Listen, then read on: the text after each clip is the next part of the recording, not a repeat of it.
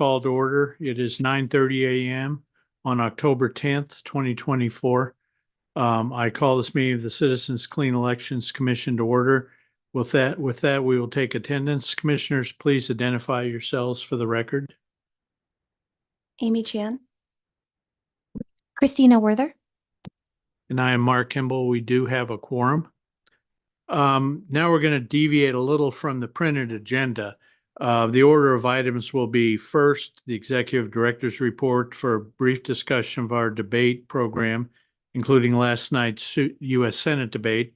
Second, we'll do the discussion possible action on Clean Elections Voter Education Survey for General Election 2024 with Mike Noble. We'll wrap Mike's presentation and question by about 10:15 a.m. Third, we will do our item on legal representation. Fourth, we will return to the beginning of the agenda and approve the minutes and complete the Executive Director's report. Finally, we will do public comment and adjourn the meeting. With that, I want to move to discussion and possible action on the Executive Director's report. But before that, I want to say that the production of last night's U.S. Senate debate was really top-notch. Our moderators, Steve Goldstein and Nohe Graf, were very good and clearly very well prepared.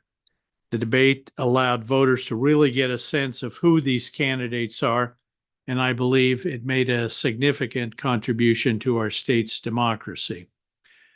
This year, we did 29 broadcast debates and many more legislative and local debates. We'll have a full report on that later this year, but this was by far the most successful effort to make voters aware of the election and the candidates in Arizona history. That said, with such a large number of viewers last night, we have received a tremendous volume of comments, some positive, some negative. Staff's already working to contact those of you who have reached out to us, and we hope to reach as many of you as possible. And we'll incorporate that feedback into our planning for the 2026 election debates. Commissioner Werther attended last night's debate with me, and I wonder if she had any comments she wanted to add. Commissioner? I just wanted to express my sincere appreciation for the Clean Election staff and all our partners. Having seen sort of behind the scenes yesterday of all the logistics and coordination that was involved, it's certainly a significant endeavor to pull this off each and every time. And I think it was really well done, and just wanted to thank everyone. Thank you, Commissioner. Are there any additional comments at this time? No, Gina, did you want to add anything now, or? Okay. No, thank you. Okay, thank you, Gina. Okay, we'll now move on to item 4, discussion possible action on Clean Elections Voter Education Survey for General Election 2024. For the past few elections, Clean Elections has surveyed voters around the state to understand how they see the issues in front of them. We use this data in several ways. We provide it to our moderators to help ensure the questions in our debates reflect what voters are concerned about. And we provide them to voters to help ensure that they have a better understanding of how their friends and neighbors see the issues. To do this, we've engaged Mike Noble of Noble Predictive Insights, the leading public opinion researcher in Arizona. Mike, the floor is yours.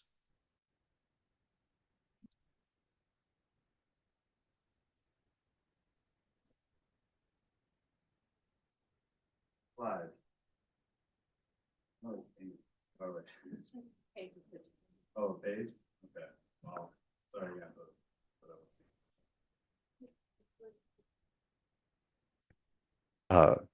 Thank you, commissioners, for having me. It's a privilege to work on the behalf of Arizonans and the state of Arizona and this commission. And I think we've been doing this for about 4 or 5 years now. And, you know, as a leading public opinion research firm in the Southwest, that's nonpartisan. We very much, believe in this effort. What you're trying to do is actually, listen to the folks and just not the noise that's out there. So what do the people actually care about? So appreciate it. So I know I only have limited time, so I'm going to set my timer here to go over because I have 47 slides in 30 minutes. So we will see how this goes. So if I don't get through all this, just please know I'll be available for after. Anyways, I'll be accessible to answer any questions. So, all right. And Paige, ready? All right, let's do this. All right. First off, these are going to be our topics today. So we have kind of 5 core focuses.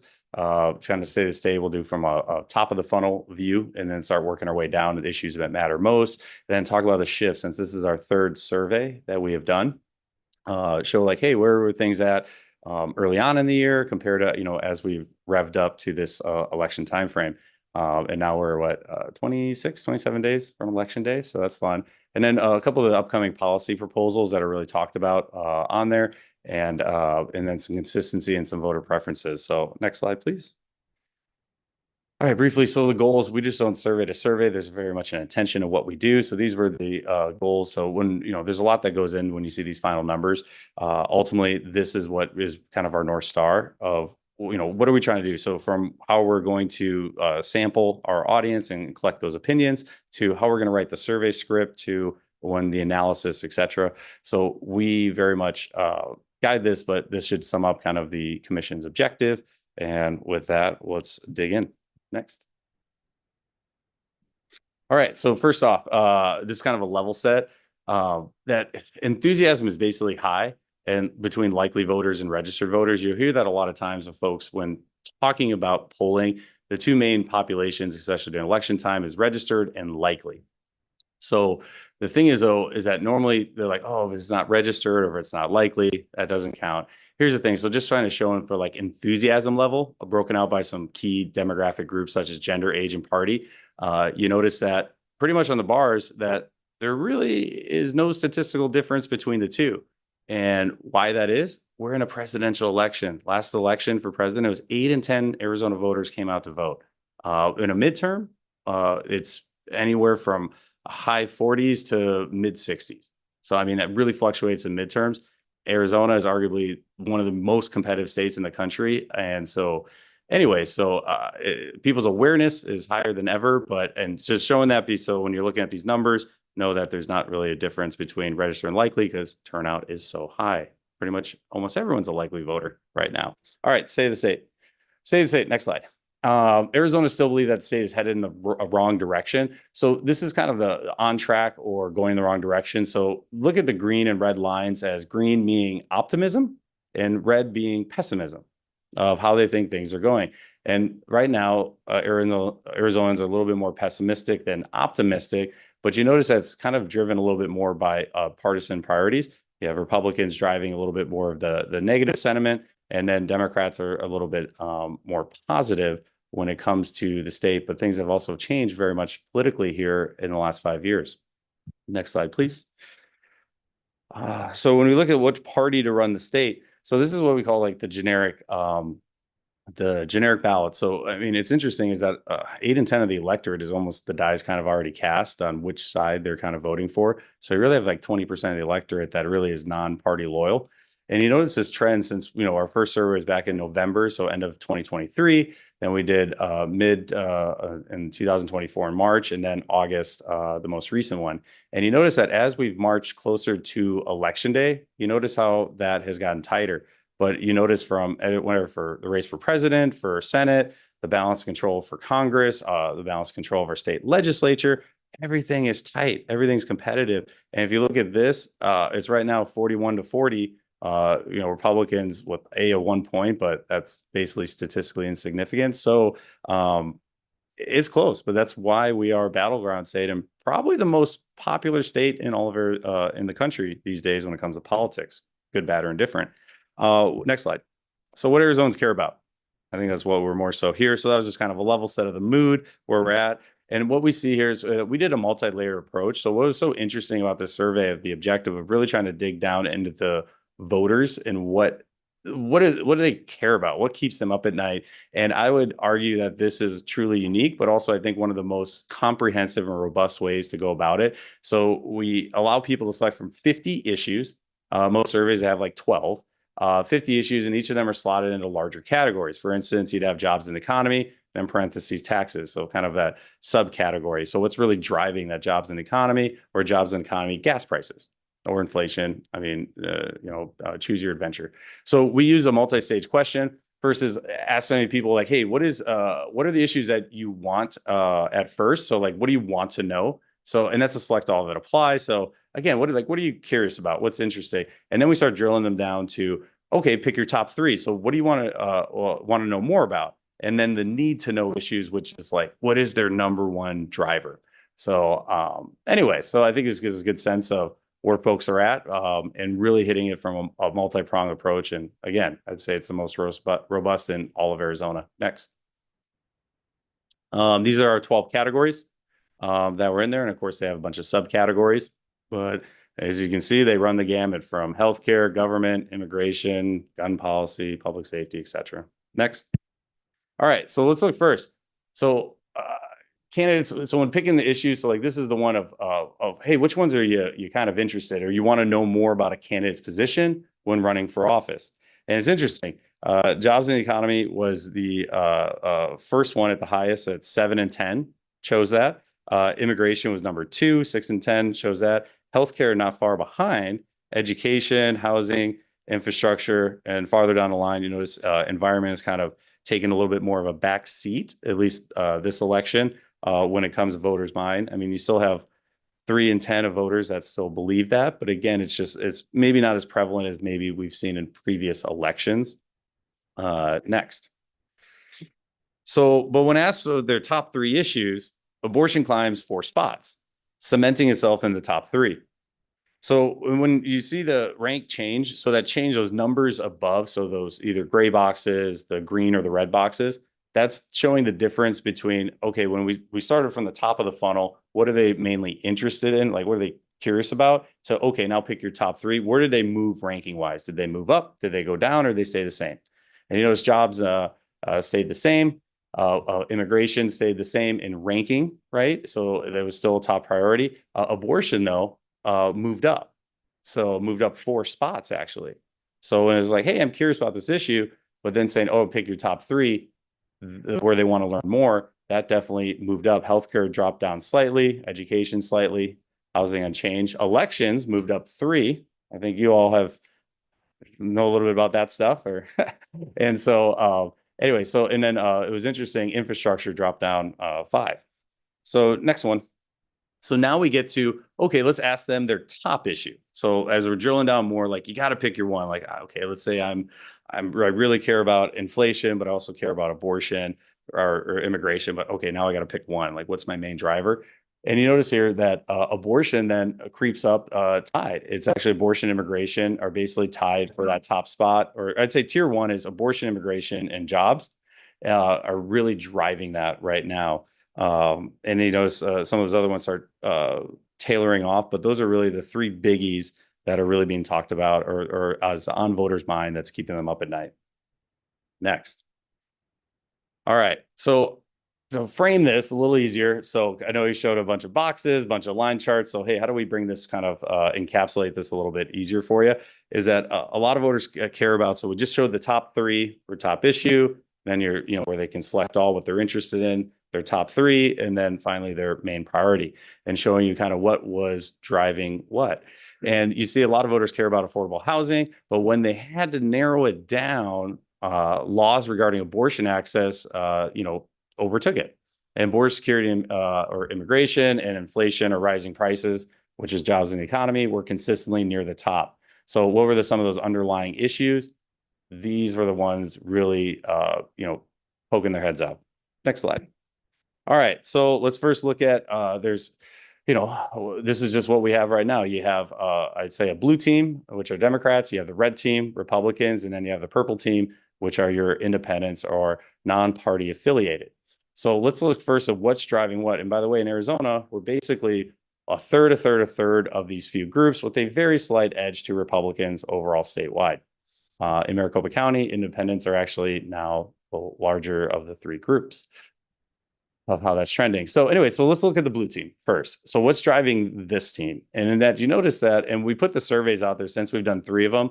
The first bar is in August. The next bar is, March. And then, of course, when we're in early or late last year in November. And you notice that abortion really, as we march closer to Election Day, is really a strong driver for their vote choice. And it's only gotten stronger as the campaign season's gone along. Jobs and economies slipped a little bit for that group, but we wanted to pull out some open-endeds too, to kind of give some voice. So we put some kind of a demographic makeup of this group. So like a Caucasian voter in Yavapai County, kind of 55 to 64 in age, that, abortion is a big deal because, they're not okay with a minority using religious beliefs to restrict half of the population's healthcare and reproductive choices. If they don't like abortions, they just shouldn't get them. Anyways, and then you have folks like a non-white, non-Hispanic in Maricopa County, 65 and older. Inflation is killing the American dream. And then you have a young voter, 18 to 34 in Maricopa County, saying housing is necessary for survival. So trying to bring some light to it. But you notice with Democrats on the younger end of the wing, they're a little bit more concerned on the housing affordability because they're probably more in that frame of thinking about getting a house, but also especially older. But abortion is definitely a big driver of that group. Next one. All right, red team. Immigration, jobs, and economy continue to influence the vote choice of the red team or Republicans. And you see immigration is still their number one issue. Number two is jobs and the economy. I mean, they're hands on the two dominant ones. Abortion is there. But again, compared to the top two, it is very strong. You notice elections is actually number 4 for this group, but it's only 7% in total. But, with the group that, again, very much on the border security, it's been a big issue in general with that group of voters, and inflation is really hurting Arizona residents, some were saying, and abortion should be decided by each state. So again, a lot of conflicting views, especially when you look at the red team. When they talk about abortion, they're just talking about it from very different angles. Next slide. Ooh, going independence. So, all right, those folks that are not registered with the other two major political parties, these partisan preferences persuade, though, the independents, and their top issues encapsulate basically Democratic and Republican priorities. It's almost like they're caught in the middle of these two sides. And that's why I like to just reframe them as red team, blue team. And so we look at that abortion is, as we've gotten closer to election time, seeing abortion has become a bit more important than immigration. Immigration was more hot and heavy or on the top of these voters' minds of independence during the March timeframe, kind of as we're heading up to the primary elections. But now we've gotten into what I like to call the Super Bowl, which we have again in less than 4 weeks. That slipped and abortions become a little more important. And so again, you got some open-endeds there, but for time's sake, we'll continue. Next slide. So the top issue driver by party, just to try to show this, the gray bar is registered voters, red bar is red team, blue, and again, purple. Again, we try to keep it intuitive to make it easier for everyone digestibility wise. But when you look at this, so, we have abortion, laws regarding access, jobs and economy, which is specifically looking at inflation or rising prices, housing or affordable housing, more specifically, and immigration, more so on border security. You look at what are the party differences. You notice the blue team is very much driving that abortion laws regarding access. They're very much driving that. But then you look over on the far right on immigration, which again, we know this was a base issue for Republicans, is that they were border security is really driving that one. So you notice that the parties are couldn't be farther off on those two issues. And you notice the independents kind of caught in the middle. Right. And compared to like affordable housing affordability, everyone's kind of on par with that, which is interesting. And of course, jobs and economy, you see a little partisan split there as well. Next slide. So also, let's not forget about this one, the local issue, water. In an open-ended question on local issues, perceived water scarcity is impacting voters. And so a couple of Arizona won't be a place where anyone can live if water doesn't flow. Water is very important for the future of the state. We need water to live. It's pretty straightforward. And limited water, and yet Arizona leaders are encouraging more people to move here. So what's interesting is that water is definitely an underlying issue. It's almost like Arizonans understand we live in a desert. So that's good. So next slide. So key takeaways. So kind of sum it up. I knew I threw a little bit of data out there, and that's probably the heaviest of the stuff that I have. Here are the key takeaways, kind of sum up that section is Republicans need to know more, want to know more about immigration. That matters to them more than anything else. For Democrats, abortion matters most, but economics and other core life concerns like housing affordability and healthcare matter too. But everyone wants to talk about inflation. That has been hands down the number one issue. We have seen our surveys, other surveys, and again, it's just the pocketbook. And you think about it, not a lot of people live in Arizona, low cost of living and fantastic weather. Just maybe in 3 weeks from now, it'll be better weather. I just looked today, I was like 104. We're on like a 16-day streak of record high temperatures. Anyways, I'm going down a rabbit hole. So the insight here is that immigration, abortion, and inflation are the key topics. Although abortion has been on the rise, different voters care about each issue. The key, tailoring topics to the audience. And I would point out, I did watch that debate last night that Arizona Clean Elections provided regarding the Arizona Senate race. It was a masterclass. The topics that were brought up, if you look at the research and then at what was talked about, oh my gosh, it was all the topics that voters really, really, really care about. And remember, you only have an hour with these folks up there. And again, there's a lot of issues you can talk about. So again, I just want to give a hat tip there because I watched that. I'm like, these are excellent topics. And I thought it was a great debate because again, they're getting to things that Arizonans care about. So anyways, hat tip We need to there. mark that in the minutes. Come back to it. And again, that was my take as about 20 years in this and as a public opinion expert. That's my thoughts. So shift in voter focus. So change in the ranking of the top issues. Voters' focus has drifted from immigration to abortion over the last 5 months, remaining steady everywhere else. So again, when you look at the dark bar is our most recent survey. The lighter bar is what it was in March. So again, do these issues stay the same? Hence why I think this is such a great project is that a lot of people just identify these issues back in like the March timeframe and then just consider that, oh, these don't change, they're monolithic. But as we understand, these priorities do change and we want to be adaptable to your audience. So next slide. So here are the biggest movers on any individual issues.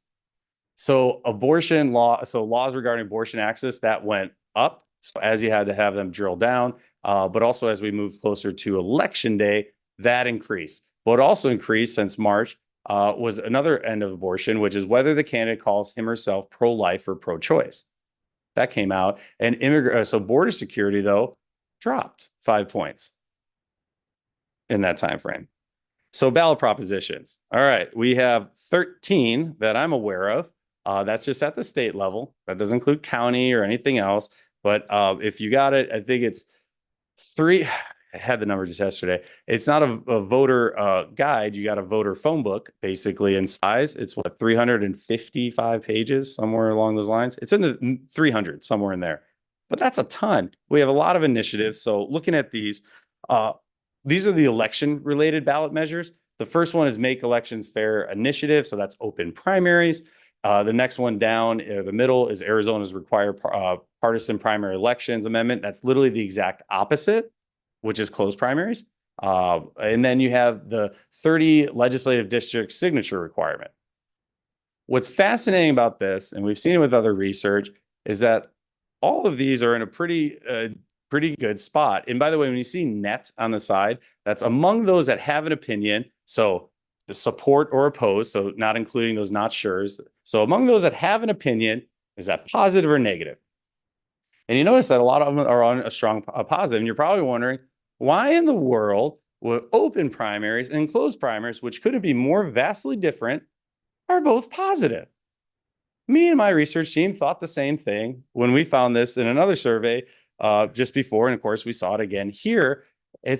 Our deduction was that the electorate is just kind of in this pro-election mood, but also that I think there might be a little confusion of parsing the difference between, open and closed, that couldn't be more different. It's like red light and green light, right? So anyways, interesting, but also I think opportunity for education on those topics. Next slide. All right. So by the way, I noticed going in here, cheat sheet, please don't take that as literal. Cheat sheet essentially, again, we try to have fun with these presentations, make them digestible. So kind of, hey, this is kind of the cheat sheet for moderators or for when you're doing these debates. Some things that stick out that how can you apply these insights to the action steps that you're doing to create more value and make this even better for your audience. So although they're newsy topics, only 5% of voters consider elections their most important issue right now. And again, you're going against a lot of other tough issues. But election-minded voters care about securing the integrity of current election laws more than implementing new laws, increasing or decreasing ballot access, or rehashing the 2020 election. Voters themselves aren't sure about the finer details of the debate between open versus partisan primaries, as we just saw. And they support both partisan and open primaries, which again, it'll take you a while. You're gonna be thinking about this for days, because I did too when it happened. And I'm like, how does that happen? But here we are. Potential question topics, though, of applicable use. Why can't it support or oppose partisan or open primaries? So based on that, I think that's a real great question to kind of throw in there based on the research that could yield some really good answers that the electorate's really looking for. And what's interesting, one little stat, only 1% is the share of voters who say the results of the 2020 election are the most important position for a candidate for them to learn.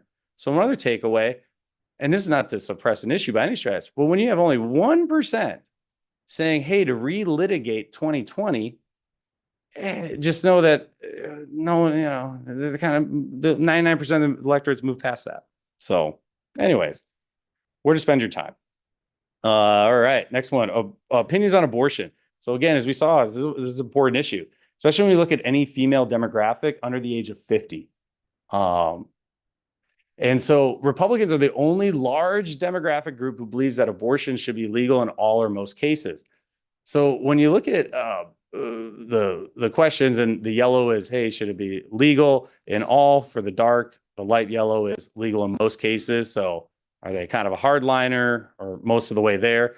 And then same on the other side. And you notice that a majority of the electorate, 54%, believes abortion should be legal. And the 42% that think it should be legal, 2/3 of that number is kind of on the softer end of that. So they're less fervent about it. But when you see those key demographic groups on the right, pretty much everyone's there. And as I was saying, any demographic with women attached to it, look at them. They're plus 28. The only one higher is Democrats overall. But again, we notice that's a core base issue for them. So, but the Republicans are the only one that's saying potentially lean towards there. So where the electorate's mood is, they're a little bit more on the legal side than illegal. Next slide. So now we have something on the ballot, though. So that's just their opinions on the topic. Now they actually have something in front of them that they can vote for, which is that Arizona Abortion Access Act.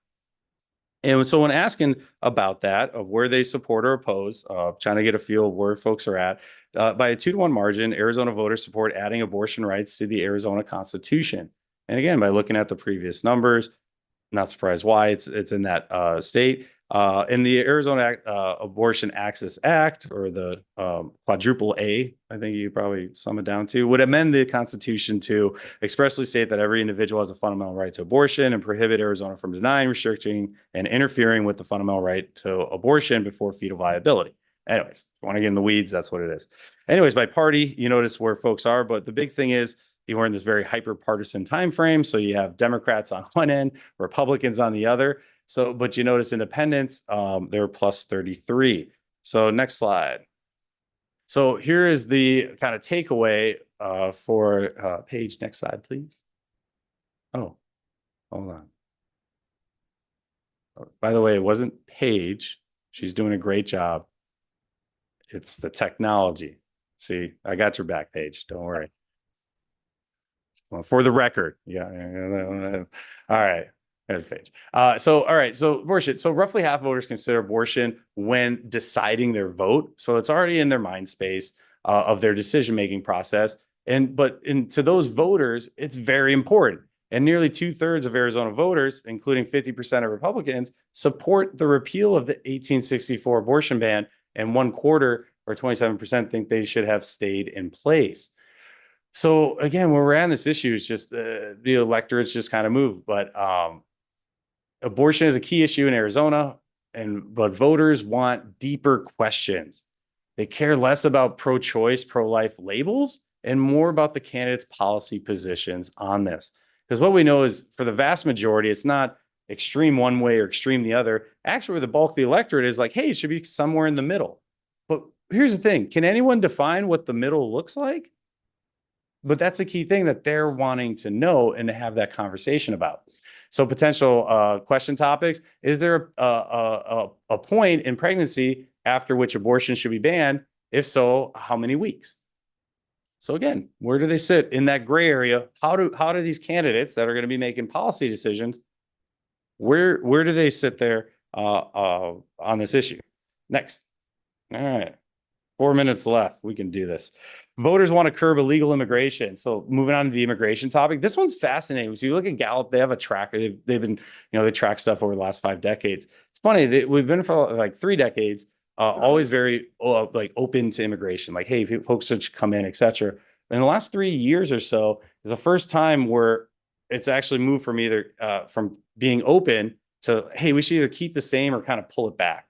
So what we've seen from a national perspective, but remember, we're Arizona, we're literally on the front lines when it comes to this topic. It's a very unique to our state. If you're living in, and I see it all the time when we pull across country, if you're not on a border state, it's just like Nevada. We pull in Nevada all the time.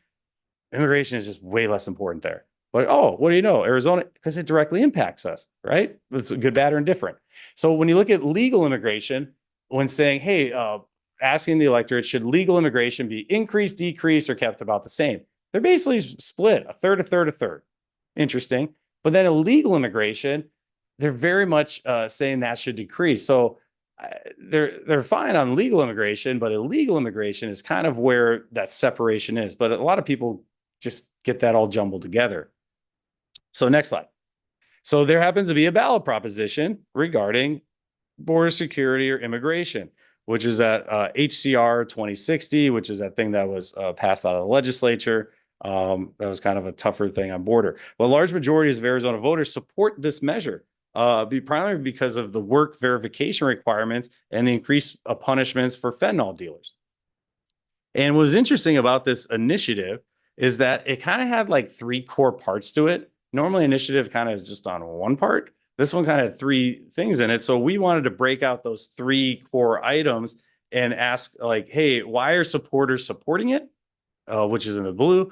So what's driving support? What of those 3 aspects, what's driving it? The fentanyl and the immigration status, that is clearly the 2 biggest drivers, but what isn't driving as much for the supporters of that measure is the public benefits aspect. And then when you look at why opponents oppose, main reason why it's driving opposition to this is the worker verification. So again, that's one of the big issues. And then interesting, the fentanyl portion, less of an issue on those opposition sides. So next slide. We can't do this. I probably won't get done. All right. Real fast. Cheat sheet on immigration, particularly border security, remains a dominant issue for Arizona voters. 3 in 5 voters consider immigration when deciding on a candidate. And voters are fairly united in wanting illegal immigration to decrease, but there's little agreement about legal immigration. So given that this immigration, this ballot initiative on immigration, it's one of the big draws for certain voters, is the same reason it's unpopular among others. It's a very polarized issue, and it requires employers to verify employees' immigration status, which is the main one. And potential topics: do you support requiring employers to verify the immigration status of their employees? Why or why not? All right. Next one, optimism about economy. Whether you look at national, state, local, or personal finances, they're all looking pretty negative. The electorate's pretty negative and pretty pessimistic when it comes to this issue. What's interesting, though, there's a big difference between the red and the blue team. Oh my gosh, it's almost like they're hyper-partisan on total size. Democrats look at it much better. Republicans think it's absolutely terrible. And again, you have independents in the middle. Next slide. So I got to go fast. Arizona voters think the job hunt has gotten harder. This was a really unique takeaway that we had from the survey, largely because the right type of jobs aren't hiring, and the pay is not what voters need. So we asked about, have you or someone you know looked for work sometime in the last 12 months? And so that's that first chart on the left. 71% said yes, they have in the last 12 months. And then when you look at that group, that group that said they were on the job search outlook, is it good or bad? Like, how's that job search going? And you notice that vast majority, 6 and 10, basically say it's not going good. Well, so what are the barriers? What are the job search barriers? The type of jobs available, and the next two highest are pay or apply, but never receive no further information. So that's what's driving it. Next slide. And I'll wrap up here in a moment. Anyways, jobs very much on people's minds, etc. Because of time, let's go. Can you go jump 2-3 slides and I'll wrap this up. Okay, perfect. Arizona's want ideological fighters. So this is kind of more specific to you, the commission, of like what people are looking in these candidates, right? What do they want? Is that ideology versus party? Is it all about party these days? Or do these issues matter still? And Arizonans care more about issues than party, which you would never guess looking at the news these days. And they want the ideas represented, and it shows the majority of them. A candidate agrees with me on the issues that I care about. So will they go past their partisanship and go with that? And yes, it is. So there is hope. And this is why these debates matter. Next slide. And then I'll hurry up and finish. All right, I'll just sum up the end here. We'll just get to slide 46 because I want to be mindful of time. And again, that's why I said, if you need extra time after this, happy to go through this with you. Relates. Next slide. Sorry. Anyways, point is, from that takeaway is that voters are very open they want to know about issues. They're willing to cross to the other side if they know about the issues. But if it stays very partisan, they're going to stay partisan. So hence why I think it's so important that we're having probably the most available watch debates available. Heck, I was able to watch because of what Elections Commission did with their partnerships. I got the last 10 minutes of debate. I was able to watch it live, or not live, like recorded online, which was fantastic. So again, it just provided access, like for me, otherwise I would have missed most of it. So anyways, I think that's cool. Anyways, and so here are the key takeaways, what we all went through. Voters feel that Arizona is heading in the wrong direction. They're divided on who should run the state. Again, we're a battleground state for a reason. Ballot box decisions will come down to platform over party. Candidate stances on specific issues they care about will matter most. That's why candidates, they need to do these debates if they want to win, especially with how tight things are. And Arizonans say they want an ideological fighter, but there are limits. They don't want these fighters to prevent solutions and compromise. So here's the insight. Voters value principle and compromise. And debate questions should give candidates a chance to draw contrast, talk about what they'd change, and how they would make it work with the other side. So don't believe everything you hear. Hear it straight from the Arizonans themselves. There is light at the end of the tunnel. And again, they want to know about this stuff. So with that, I'll wrap. And I'm sorry for going 3 minutes over. Thank you, Mike. Fascinating presentation. Any questions for Mike? I did have a question about sort of the younger voters, and I guess sort of trying to get them engaged and whether or not they are engaged. And that I saw on a couple of the slides about how like the issues that were more important to them were more like housing and that type of thing that obviously impacts them. Is there any more sort of additional information sort of for that? Yeah, no. So we did actually a study that I think Clean Elections Commission, it was done by the one of the policy groups over there at ASU, where we specifically looked at 18 to 30-year-olds. And we did a massive sample. And not only that, we had part of our sample was 18 to 30-year-olds that have voted and ones that have not voted, which, by the way, are literally the hardest group out there to get. And we had like 500 of that hard to get group. So we're able to really drill down on it. And what we saw with voters is that the group is that they care. Abortion is a big deal. Pocketbook issues, mainly inflation and housing affordability, because their mind frame. Border security is there, but not as high as those other three. And the barriers they saw is that, you know, it's just not enough information, or like why should I matter? It was actually number 3 on the list was you know, my vote doesn't count. So I think it's really just some education, frankly, that is missing. Because think about it, when you were 20 years old, how much were you talking about the presidential election or who Senate or like state legislature or HCR 1060, right? And so again, for them, I think the big breakthrough is how to communicate to them of how this impacts them. And the more you can communicate to how that impacts them, the more they're going to care, because at the end of the day, it is human nature at its finest. We're going to care about things that directly impact us. So the best way to do it and to get around like, why does my vote matter? It's like, well, I don't know. The presidential race here in Arizona was decided by 11,000 votes. Our governor's race, who's the CEO of the state, was decided by 30,000 votes. Yeah, people's votes matter, right? And especially where Arizona is, and it can go either way in policy direction. So I would argue right now that it has never been more important for people, and neither you can't win if you don't play. So either you do your civic duty, or just enjoy or don't complain about the consequences after, right? So anyways, hope that answers it. Yeah, and by the way, happy to send you as well after this. Happy to send you the study. Again, it was made publicly available since it was done by ASU, and so happy to share that. But it was a fascinating deep dive into that electorate, and so I think you'll love it. So, That'd be great. Thank you. yep. Thank you. Any more questions for Mike? Thank you very much, Mike. We Right. appreciate it. No problem. Thank you, Commission. It's a privilege. And last thing is, Paige crushed it. Good job, Paige. Let me note for the record that Commissioner Titla joined the meeting before Mr. Noble's presentation.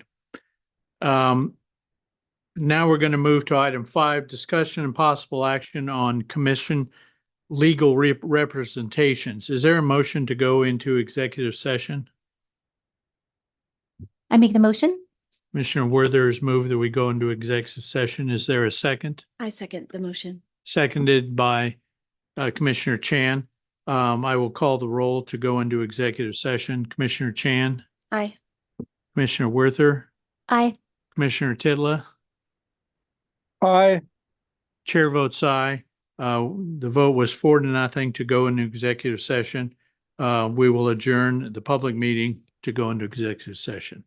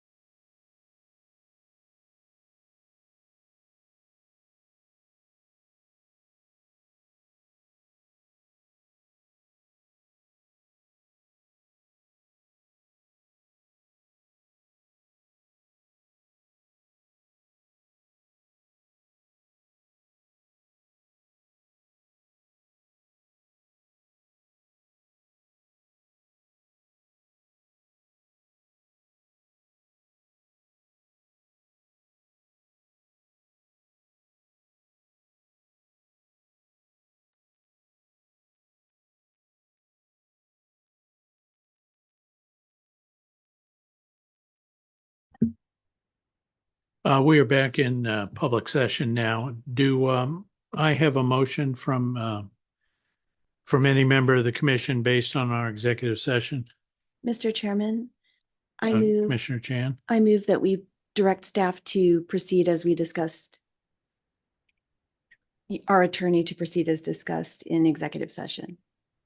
Okay, thank you, Commissioner Chan. Is there a second? A second. Motion is made to direct our attorneys to proceed as directed in the executive session. Was made by Commissioner Chan, seconded by Commissioner Werther. I'll call the roll. Commissioner Chan, Aye. Commissioner Werther, Aye. Commissioner Titla. Aye. Chair votes aye. By a vote of 4-0, we've approved the motion.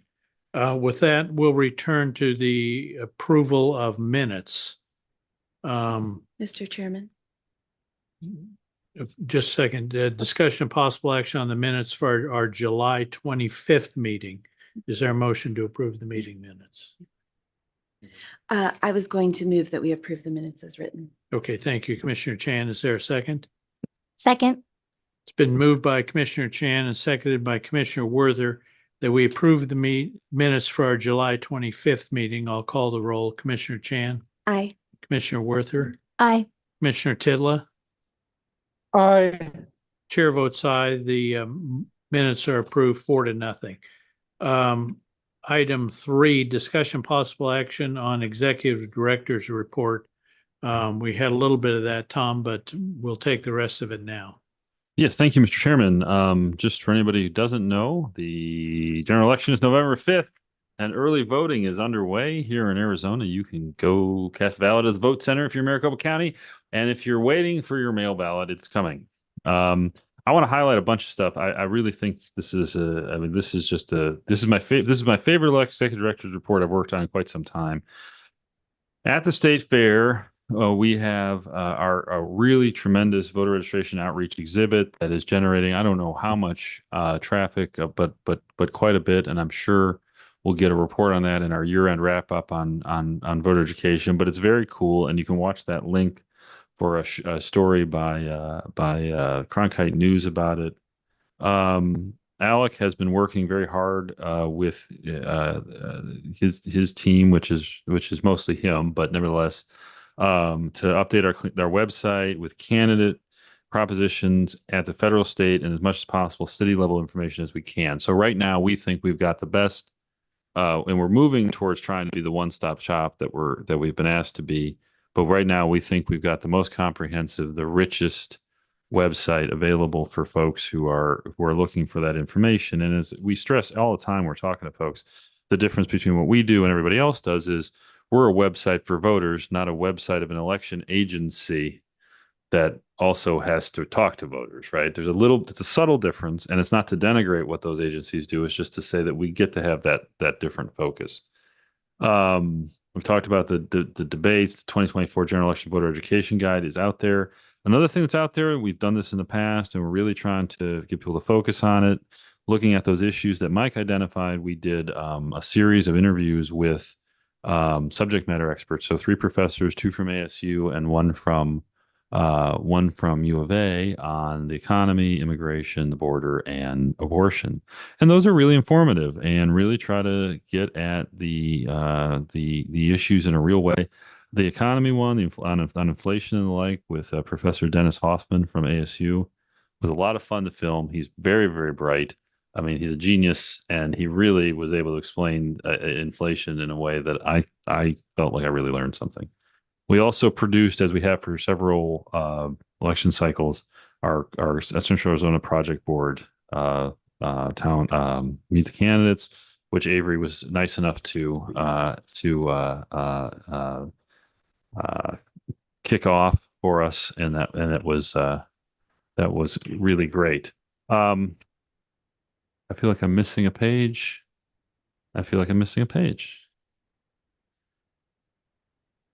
No, we're missing a whole page. I don't know what happened to it. Okay, well, there was a page about Avery's activities that is not here for some reason. I must have deleted it. I don't know what happened to it. Doesn't matter. I mean, it matters, but We have a whole bunch of other voter. Oh, that's the one. Okay, I don't know. My bad. I apologize. So I wanted to just summarize, and if it's not in your packet, we'll get it to you. But I really just took all of what Avery's been doing over the last month and a half, just in one place. And you know, I mean, he's been everywhere. He's talked to everybody. He has reached different regions of the state, different subgroups, different demographics on different topics, whether it's voter registration, whether it's civic engagement, whether it's the Captain Activate based activities, propositions. It's an extraordinary amount of work, and in addition to his ongoing, board and other advisory roles, it's really been incredible. So I just want to thank him for his efforts there. We've got between the 5 staff. I think I probably say this all the time, and I apologize if I'm being verbose, as I'm often castigated for. But about this, I will be verbose. I mean, the Paula, Mike, Gina, Alec, and Avery work harder than any people in government I've ever met. They're more mission committed. They go wherever they need to be. They are where they need to be. They go the extra mile, and beyond, and work as a team in a manner that is. I mean, I get a little. I get verklempt about it. I really do. I mean, it's just a great team, and I just want to make sure to say that, especially after this month has been a lot of hard work, and so everybody really is doing it. Gina's working, which is an amazing project with the ASU Athletics Department, develops a civic engagement and voter programming plan, which I think is going to be exciting. We've done a couple of morning scoop segments with Cap Times, which are designed to give sort of an insider's view on how elections work. I'm going to toot my own horn briefly to talk about our trip last week to St. Michael's. We were in St. Michael's with, which is the next town over from Window Rock, at KTNN, which is the largest radio station on Navajo Nation, and we were there with the Navajo County recorder, the Apache County recorder, the Coconino County elections director, board of supervisors members from all 3 counties, live, all in person, live in studio for 2 hours in both English and Dene, talking about everything from voter registration to what's on your ballot, to talking about how long the ballot's going to be and how much time it's going to take to vote, correcting some misinformation issues that are out there. It was really a really great experience, and Gina and Avery put it together in like 24 hours. So all I had to do was drive up and show up. So it was really cool. I do want to mention, just so you know, that we are keeping up with the requests we've gotten from Senator Hoffman. But no telling how that will end up. And then I think the only other thing that is really worth mentioning, I mean, you can ask me anything, but on Election Day, we'll be in court for the Prop 211 oral argument about this is the Center for Arizona Policy's challenge under the state constitution. The state constitution has both free speech and private affairs clauses. They were not successful in Superior Court. There's a lot of amicus briefs filed, and if you're interested, we can send you the briefing. But we'll see where we go from there. That concludes my report, unless anybody has any questions. And I don't know if Gina or Avery have anything they want to add that I missed. Are there any questions from members of the commission? Thank you. And I understand Captain Activate will be making an appearance at one of our future meetings, which Well, I will be think quite exciting. I think we're gonna try to do it. We're gonna try to do it in November. I think Okay, so what Captain Activate has met. We're trying to get Captain together with other mascots. The only person who turned us down was Garfield the movie. When we launched Captain Activate at Fan Fusion, the handlers of Garfield said Captain Activate Garfield is too big for Captain Activate, and they were not. It wasn't like a joking answer. It was like it was like an adamant. well, the opinions of Garfield aside, I think I can speak for all of us. We're looking forward to Captain Activate coming to one of our future meetings. Item 6, public comment. This is the time for consideration of comments and suggestions from the public. Action taken as a result of public comment will be limited to directing staff to study the matter or rescheduling the matter for further consideration and decision at a later date or responding to criticism. Please limit your comment to no more than 2 minutes. Is there anyone on Zoom who wishes to make a comment? I don't see anyone. No? Okay, thank you. The public may also send comments to the commission by email at ccec@azcleanelections.gov. At this time, I would entertain a motion to adjourn. Mr. Chairman, I move we adjourn. Thank you. Is there a second? A second. It's been moved by Commissioner Chan, seconded by Commissioner Werther that we adjourn. I'll call the roll. Commissioner Chan, Aye. Commissioner Werther, Aye. Commissioner Titla. I. Chair votes aye. We are adjourned.